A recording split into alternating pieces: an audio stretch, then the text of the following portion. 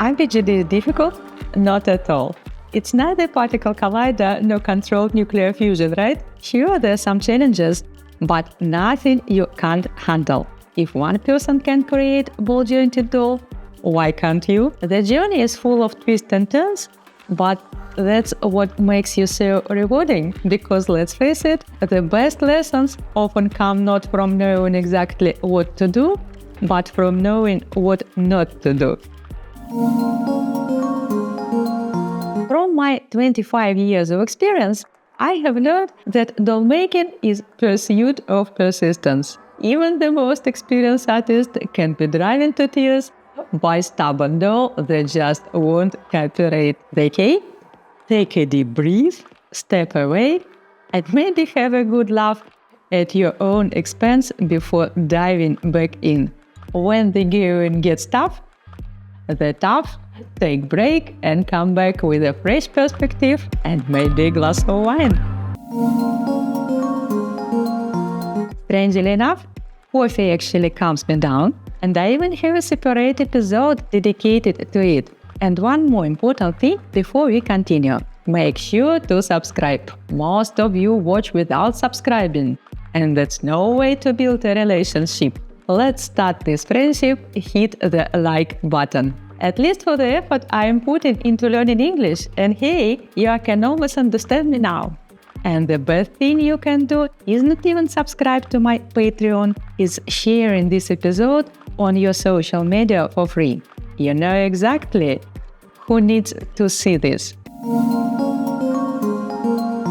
One common pitfall for beginners is getting lost in the details and forgetting the bigger picture.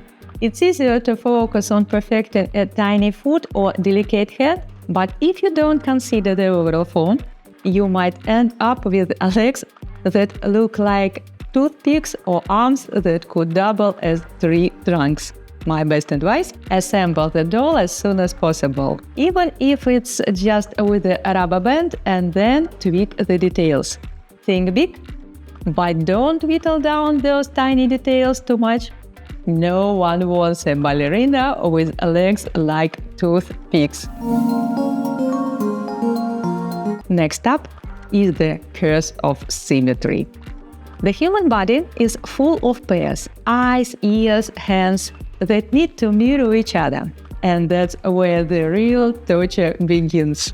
Sculpting one perfect ear is one thing, but having to replicate it, pure agony. My trick: work on both sides simultaneously, mirroring each adjustment to ensure your doll doesn't end up looking like it belongs in a circus sideshow. I have a short video about symmetry here, check it out. Symmetry is a beast, but tackling both sides at once keeps you from creating a lopsided nightmare. When working with polymer clay, I often use what I call half-bakes. This means baking the clay below its full temperature so it's firm but still workable. This technique saves you from ruining all your hard work with your own hands, which, let's face it, tend to get in the way more often than not. Remember to use the tips of your fingers and the sculpting stand, not the palms, to handle the piece. Bake your clay at 110 degrees Celsius for the initial stage if the final temperature is 130 degrees Celsius. Always check the package instructions, but as a rule of thumb, start by subtracting 20 degrees Celsius from the final baking temperature. If you haven't watched my previous episode on ball-jointed dolls for beginners, here it is. I went into a bit more detail about it there. Half-bakes, because sometimes you need your creation to be tough enough to survive you. Polymer clay can be tough to sand down, so aim to smooth out your work as much as possible before baking. A little tip: using nail polish remover can help clean up and smooth the surface. Just be cautious, it can dry out the clay.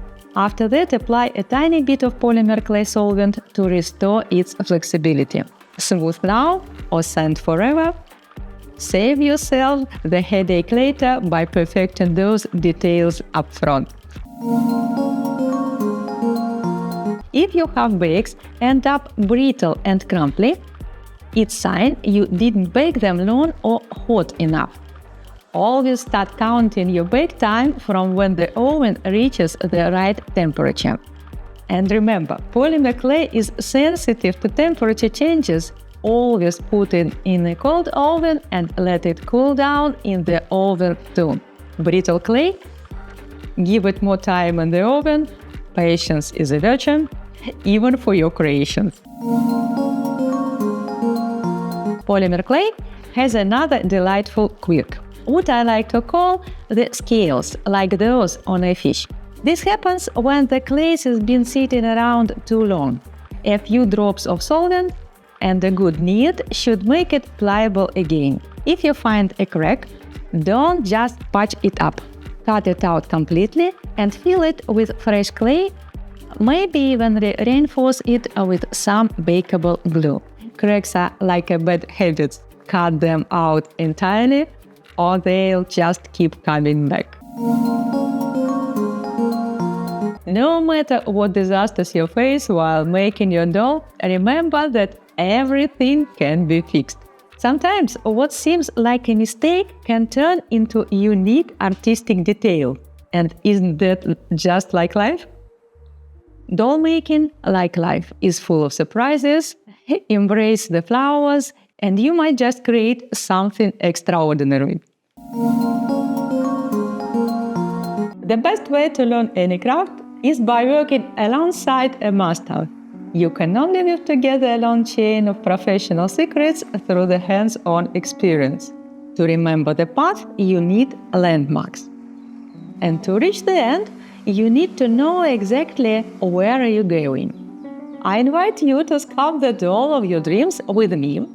In a week, we will create a doll using my silicone molds and assemble it with elastic. I have a tried and true training program for beginners that ensures guaranteed results.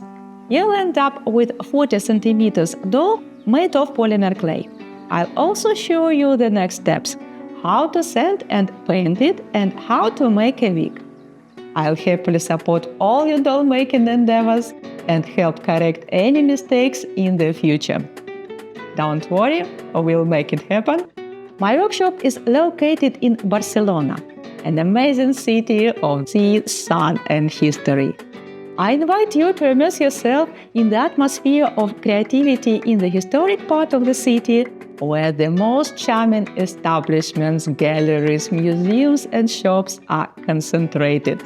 Treat yourself to an adventure and have a fantastic time. Spend a week as a doll artist, soaking up the energy of one of the most creative cities in the world. Leave an application on the website or message me directly on Instagram. No matter your artistic skills, we'll definitely have something to chat about. Become part of the global community.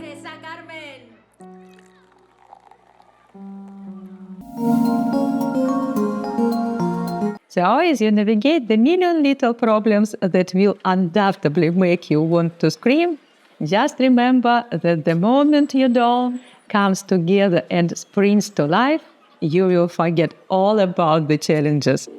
You will feel like a creator, a true artist with the power to infuse character and soul into a simple lump of clay. Perhaps it's because making these dolls is such a hands-on, intimate process. Each one demands your full attention and energy, and they will always have their own surprises in store. Trust me, I have been doing this for a long, and I have never had a single doll that did not throw a curveball my way. They're like children who refuse to let you leave the room until they're done playing. Now, let me introduce you to my latest teacher, my new doll Raval, named Dunia by her soundtrack author Adri. Amandava is the stage name. She is made of polymer clay, and I thought I knew everything there was to know about this material. "Ha," said the doll, and promptly drained me of all my energy. As our battle unfolded, I started calling her a suitcase with no handle, too precious to abandon, yet a burden to carry. But I'm holding out hope that she'll turn into a fascinating character in the end. It all started when I made a master model out of polymer clay for making Flumo molds. I was so pleased with the fact that I decided to turn the master model into a full-fledged doll. But the process had its surprises. The plaster molds generated a lot of heat, and polymer clay, being highly sensitive to temperature changes, reacted in unexpected ways. To top it off, I mixed two types of clay, Cernit and Super Sculpey, for extra durability. And that's when the surprises began. First, the skin tone turned out to be a lovely shade of boiled red, with spots to boot. I tried to cover this beauty with Genesis heat-set paints. It evened out the tone, but now the doll looked like a geisha with stage makeup. And for some reason, parts for her started to shine. I was ready to give up. But the character was already taking shape and I could not leave her unfinished. So, after small emotion breakdown, I wiped off all the paint with solvent. Trust me, you don't want to know what her skin color looked like after that. In the end, my beloved oil paints saved the day. I applied them in very thin, translucent layers. And that, my friends, is what you need to know about the process. And I am absolutely certain that my next doll will come up with something entirely different to test my patience. I love that my character is infused with the spirit of stories and imperfections. After all, her neighborhood Raval is anything but perfect beloved, beautiful and intriguing, yes, but definitely not flawless. Remember, doll making is like a box of chocolates, except every piece might melt, crack or mysteriously change color while you are not looking. But that's what makes it fun, right? So here's to all the happy little accidents that keep us in our toys. And if your doll does manage to break you down, don't worry. You can always build her back up. After all, nothing says customized like a doll with a few battle scars.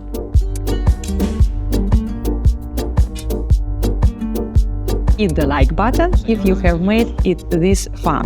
Even better, subscribe and share this video on your social media. Let's make our doll world even better together. In rare cases, mistakes are beautiful. But mostly they're tiring and inevitable when learning something new. Fortunately, there are always people who have walked this path many times before. I have developed a unique method for making dolls and package it in an entertaining format just for you.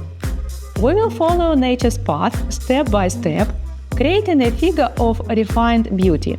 Starting with the skull, we will build it up with clay, fire it and paint it. The course is structured like a series, teaching you how to create wigs and costumes, make shoes, sew underwear, make a doll with its eyes closed, and much more. The course includes my stencils, helping you avoid mistakes along the way. With this, you can follow my unique process step by step, creating a doll with soul, character and secrets. Included is my comprehensive BJD doll course, the most detailed in the world, over 17 hours and 12 chapters. It thoroughly explains how to make a durable and lasting doll from polymer clay. They say perfection is unattainable, but who can stop us from striving for it? Subscribe for just €49 a month or buy my comprehensive course for €349 and get a year's subscription to the series for free. You will pay half the price and keep the doll making course forever. People have different relationships with dolls, but they often last a long time. Try it for free by registering on the platform and receiving a practical lesson where you will learn techniques and material secrets. or subscribe and explore all my lessons, which will continue to be released in a serious format.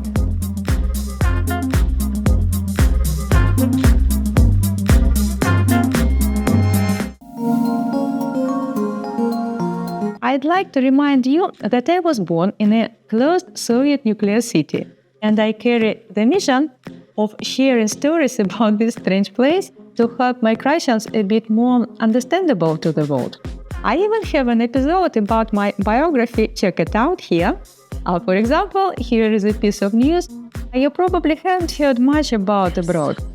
Our patriotic engineers decided to hook up a local supercomputer to the internet to mine Bitcoin. This whole story cracks me up. The engineers, who weren't getting paid decent salaries and were used to taking things home from work, probably didn't even realize they were doing something wrong. Back in the Soviet Union, people would say they brought things home from work, not stole, but brought, like they were taking care of business. And then there were the FSB agents with their stone-cold faces, grilling these poor guys about blockchain technology. This was back in 2018, and I'm sure those bloodsuckers didn't have a clue what was going on. And to top it off, the poor engineers got slapped with 20-year sentences in a closed trial, charged with betraying the motherland. Apparently, they sold out the God-blessed country for 30 bitcoins. What I'm trying to say is that people all over the world just want to mine Bitcoin, laugh and be loved. Let's not forget the real values in life. And there's definitely nothing to repent for, unlike our Judas engineers. If you enjoy my dark humor, follow the link for my free lessons on sculpting a skull for a doll. I have got a good one in there about Santa Muerta, Mexico, and the Bolsheviks, if I do say so myself. But what I do know for sure is that my courses should be better than my jokes.